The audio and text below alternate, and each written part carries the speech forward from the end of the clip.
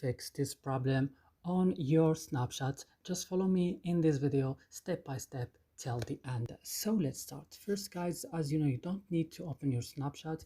You have to go and search for your settings of your device or your phone. Then open your apps option. By hitting your apps option, you have to search for Snapchat. So when you found it, just open it like this and go to storage option. But here guys, be careful, don't click on clear data, click just on clear cache. Then go back and click on force stop, click OK. Now go to set as a default, and you have to open supported links and go back again and go to permission or permission here, sorry, and give all permission to all these options right here. Then go to your Play Store, check that your Snapchat is updated on the last version. Then you have to restart your phone. So that's it guys in this video. I hope it's useful for you. Don't forget to like, subscribe in our channel. See you in another